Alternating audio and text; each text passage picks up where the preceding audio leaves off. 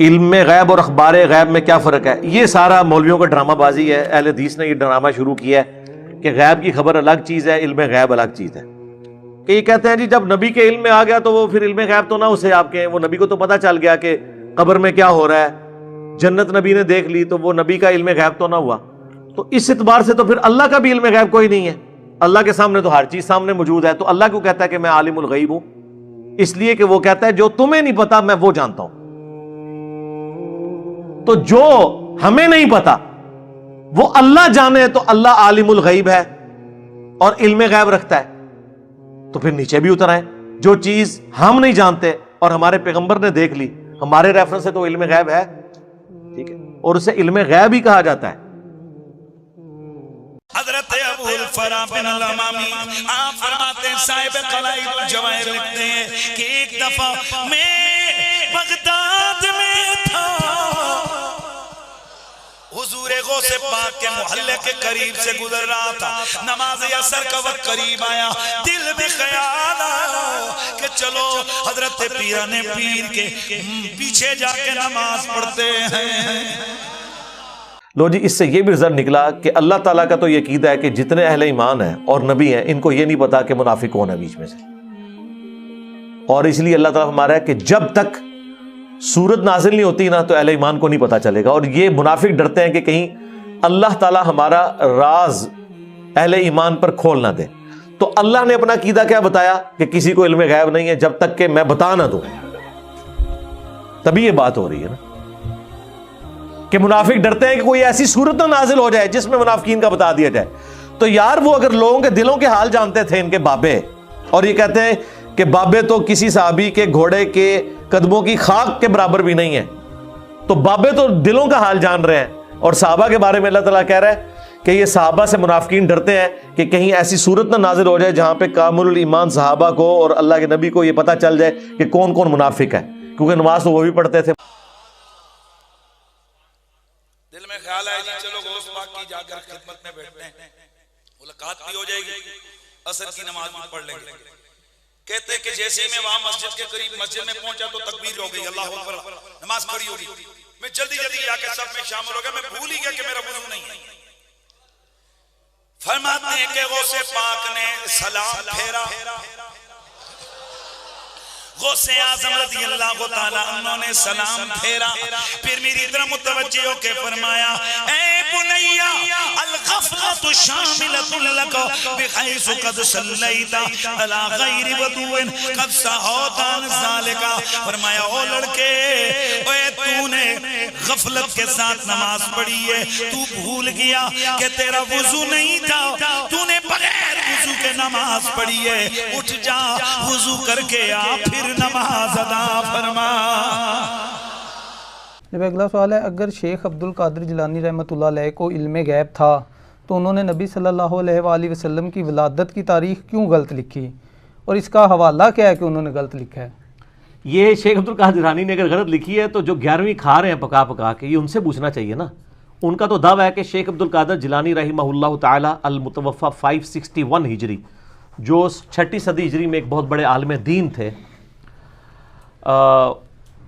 وہ مطلب غیب جانتے تھے. اگر وہ غیب کا علم جانتے تھے تو اتنی بڑی غلطی ان سے ہو. تو پھر کہنے والا کہتا ہے کہ دلوں کے ارادے تمہاری نظر میں، دلوں کے ارادے تمہاری نظر میں، آیا تم پہ سب پیش و کم غوث اعظم، آیا تم پہ سب پیش و کم ہو. اور صحابہ کرام کی تربیت دیکھیں، بخاری مسلم دونوں میں حدیث ہے، 70 صحابہ کو جب دھوکے سے شہید کیا جا رہا تھا تو جب ان کی موت کا وقت قریب آیا تو انہوں نے دعا کی. خزیمہ بنت ثابت انصاری رضی اللہ تعالیٰ عنہ، انہوں نے جو جملے بولے انہوں نے امت کا عقیدہ کلیئر کر. اے اللہ ہمارے نبی کو ہمارے حال کی خبر کر دینا کہ ہم ان کے دین پر قائم ہیں اور ہم اس حال سے دنیا سے جا رہے ہیں کہ ہم اپنے رب سے راضی ہیں اور ہمارا رب ہم سے راضی. اے اللہ ہمارے نبی کو ہمارے حال کی خبر کر دے۔ بخاری میں الفاظ ہے کہ نبی علیہ السلام مدینہ شریف میں ہیں اور فرماتے ہیں ابھی ابھی جبرائیل علیہ السلام میرے پاس آئے تھے اور انہوں نے مجھے خبر دی کہ تمہارے ساتھیوں کو دھوکے سے شہید کر دیا گیا، اور انہوں نے مرتے ہوئے یہ دعا کی اور ان کا پیغام لے کے میرے پاس جبرائیل علیہ السلام آئے۔ یعنی یہ ایک حدیث 3 عقیدے کلیئر کر دیتی ہے۔ نمبر 1 علم غیب کا عقیدہ۔ آیا تم پہ دلوں کے ارادے تمہاری نظر میں، آیا تم پہ سب بے شکم کو سے اعظم۔ یہ جناب ان کی جو مشہور کتاب ہے نا غنیت الطالبین، جس کو بریلوی دیوبندی اہل حدیث تینوں ان کی کتاب مانتے ہیں، ٹھیک ہے جی۔ امام زابی نے بھی کہا کہ ان کی کتاب ہے، ان سے پہلے بھی ابن حجر اسقلانی نے اور احمد بریلوی صاحب نے، سب لوگوں نے لکھا ان کی کتاب ہے۔ صرف ایک میرا خیال عبداللہ محدث دہلوی کا انکار ہے، باقی سب کا ثابت ہے، اور یہ چھاپ رہے ہیں، بریلوی چھاپ رہے ہیں، اہل حدیث بھی دیوبند بھی چھاپ رہے ہیں۔ اس میں آپ عاشورہ والا چیپٹر نکالیں نا، اس میں لکھا ہے کہ نبی علیہ السلام 10 محرم والے دن پیدا ہوئے۔ جو ہمارے مسلمانوں کے بچے کو پتا ہے کہ نبی علیہ السلام 12 ربیع الاول کو پیدا ہوئے، چلے 12 کی تاریخ پہ اگر کوئی اختلاف بھی کرے وہ اب ختم ہو گیا۔ میں نے تو دلائل النبوہ امام بیہقی کی کتاب میں 4 نمبر اثر ہے کہ محمد ابن اسحاق امام المغازی فرماتے ہیں کہ نبی علیہ السلام سوموار والے دن عام الفیل والے سال، جس سال ابرا کا لشکر تباہ کیا گیا تھا، 12 ربیع الاول کو پیدا ہوئے صبح سحری کے وقت۔ تو ربیع الاول پہ تو ویسے ہی اجماع ہے سنی شیعہ کا، ایون اصول الکافی میں بھی موجود ہے کہ نبی علیہ السلام 12 ربیع الاول کو پیدا ہوئے، جو شیعہ کی معتبر کتاب ہے۔ سنی شیعہ دونوں کی کتابیں مانتی ہیں کہ 12 ربیع الاول ہے۔ 12 پہ اگر اختلاف بھی ہے، کوئی 8 کہتا ہے کوئی 9 کہتا ہے ربیع الاول ہی ہے۔ تو شیخ عبدالقادر جیلانی کو یہ بنیادی بات نہیں پتا تھی۔ ایک عالم تھے، وہ کسی کے یہاں نحو پڑھتے تھے، وہ کہتے تھے ہم کئی بار سوچتے تھے کہ ادھر ہم نے کیا سننے جانا ہے حضور غوث پاک کے درس میں، ہم نحو پڑھتے ہیں۔ تو نحو ایک ایسا علم ہے، اس کے اوپر بڑا گھمنڈ ہوتا ہے۔ ایک روز گئے کہ چلو جا کے چیک کرتے ہیں، ان کا درس سنتے ہیں کیا کہتے ہیں۔ وہ کہتے ہیں ہم آ کے بیٹھے آپ کے درس میں، تو ہم چونکہ نحوی تھے، ہم عادی تھے فنون اور بلاغت کی اور لغت کی اور نحوی چیزوں کو سننے کے، تو درس آپ کا معرفت پر ہو رہا تھا۔ تو کہتے ہیں ہمیں مزہ نہیں آیا، ہمیں مزہ نہیں آیا۔ 70,000 لوگ بیٹھتے تھے سننے کے لیے، تو کسی کونے میں وہ بھی بیٹھے تھے۔ کہتے اب اندر مزہ نہیں آیا، جو ہی خیال آیا کہ مزہ نہیں آیا، آج نحو کا سبق بھی گیا اور یہاں بھی مزہ نہیں آیا۔ وہ دور منبر پہ حضور غوث پاک معرفت کا مضمون بیان فرما رہے تھے، جو ہی دل میں خیال آیا آپ نے میرا نام لے کے مخاطب کیا، فرمایا کہ تمہیں اپنی صحبت میں اس لیے نہیں بٹھایا کہ نحو کا سیب وے بنا دوں تمہیں۔ صحیح بخاری میں آتا ہے کہ صحابہ کرام نے ایک دفعہ روزہ افطار کر لیا، بعد میں سورج نکل آیا، کیونکہ اس زمانے میں علم غیب نہیں ہوتا تھا، وہ بابوں کو ہوتا ہے، صحابہ کو تو نہیں ہوتا تھا، ورنہ روزہ افطار کر لیتے۔ سورج نکل آیا بعد میں، وہ تابعی پوچھتے ہیں کہ پھر کیا کیا تھا؟ انہوں نے کہا پھر اس روزے کی قضا ہی ہم نے دی تھی، کیونکہ ہم تو افطار کر چکے تھے، چاہے غلطی سے کیا، گنتی تو پوری کرنی تھی۔ آج اگر یہ مسئلہ ہو تو پھر ہم ساتھ یہ بھی سوال پوچھیں گے کہ جی اس زمانے میں علم غیب نہیں تھا ہوتا؟ یہاں تو ہمارے بزرگ تو کہتے ہیں جناب سورج تو ہم سے پوچھ کے چڑھتا ہے، ہم تو پوری دنیا کو ایسے دیکھ رہے ہیں جیسے تیلی پہ رائی کا دانہ۔ تو آپ لوگ تو صحابہ، آپ لوگوں کے گھوڑوں کے قدموں کی خاک، جو گھوڑے کے نتنے میں بیٹھے اس کو کوئی غوث قطب ابدال نہیں پہنچ سکتا، تو آپ لوگوں کو نہیں پتا چلا، بعد کے بزرگ تو یہ کچھ سب کچھ دیکھتے ہیں۔ اس زمانے میں کہانیاں ہوتی نہیں تھی۔ تم نحو کا اللہ کی معرفت کے ساتھ مقابلہ کرتے ہو، یعنی کوئی بیٹھا خیال لاتا تو اسی وہ مخاطب ہو جاتے آپ اس کو۔ اس طرح حجابات اٹھے ہوئے تھے، مگر مرتبہ علم سے نہ ہٹتے۔ 40 سال آپ نے عشاء کے وضو سے فجر ادا کی، عشاء کے وضو سے فجر ادا کی۔ غنیت الطالبین میں لکھا ہوا ہے، شکر ہے لکھا ہوا ہے، اس لیے لکھا ہے تاکہ آپ کو پتہ چل جائے بزرگوں کو علم غیب کوئی نہیں تھا۔ اور اس لیول کی غلطی ہوئی کہ جو بچے کو پتہ ہے، ایڈی بڑی غلطی، 10 محرم لکھ دیا۔ چلو 10 ربیع الاول بھی لکھتے تو ہم کہتے ہیں وہ 10 میں ٹکے کچھ اور بن گیا۔ تو علم غیب کا مسئلہ بھی اللہ کے فضل سے کلیئر ہو گیا۔ زیادہ کلیئر کرنا ہے نا قرآن و حدیث کی روشنی میں تو مسئلہ 6A اور 6B دیکھ لیں، ویسے تو اتنا کافی کلیئر ہو گیا جی۔ وہ ایک دیوبندی مولانا بیٹھا ہوا ہے کوئی مجہول قسم کا، اور وہ اپنے آپ کو کہتا ہے میں مفتی اعظم امریکہ ہوں۔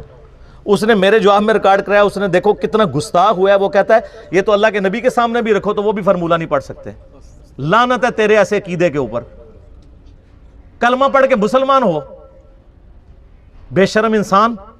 یہ میں اپنی ذات کی خاطر نہیں کہہ رہا, یہ تو حضرت عمر ہوتے تو پہلے تو اس کی وہ کرتے نا, پھر اگلی بات اس سے کرتے.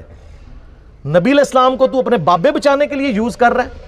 وہ امام حنیفہ رحمہ اللہ کا وہ گناہ دھلنے والے واقعے کو ڈیفینڈ کرتے ہوئے یہ کہہ رہا تھا. نبی علیہ السلام کے پیچھے اللہ ہے. سورہ ال عمران کی آیت نمبر 179 ہے کہ اللہ کی یہ شان ہی نہیں ہے کہ کسی غیر نبی کو غیب پر مطلع کرے. وہ اپنے پیغمبروں کو غیب کے اوپر اطلاع دیتا ہے, اور تمہارا کام ہے اللہ اور اس کے پیغمبروں پہ ایمان لاؤ. بس اس حد کو کراس مت کرو.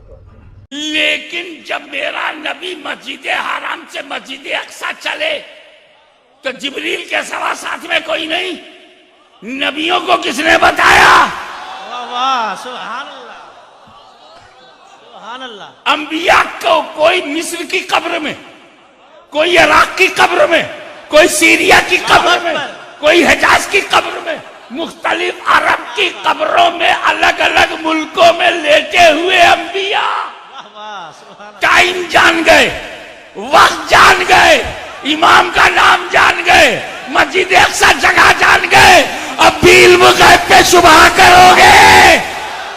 علم الغیب پہ ہمارا عقیدہ یہ ہے کہ جو اللہ بتاتا ہے وہ علم ہے, جو نہیں بتاتا وہ نہیں ہے.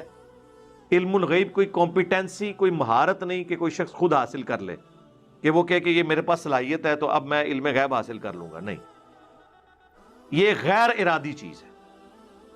جس طرح اولاد کی پیدائش کے بعد عورت کے لیے دودھ اترنا ایک غیر ارادی چیز ہے. یہ کوئی فن نہیں جو حاصل کر لے. اور اس پہ اصولی وہ آیت ہے سورہ آل عمران کی آیت نمبر 179, وَمَا كَانَ اللَّهُ لِيُطْلِعَكُمْ عَلَى الْغَيْبِ. اللہ کی یہ شان نہیں کہ تمہیں غیب پر اطلاع کرے. وَلَكِنَّ اللَّهَ يَجْتَبِي مِن رُّسُلِهِ مَن يَشَاءُ, بلکہ اللہ چن لیتا ہے اپنے رسولوں میں سے جسے چاہتا ہے تو اسے غیب کی خبریں دیتا ہے. تمہارا کام ہے اللہ اور اس کے رسولوں پر ایمان لے کے آؤ. جو نبی کا علم الغیب نہ مانے وہ کافر ہے.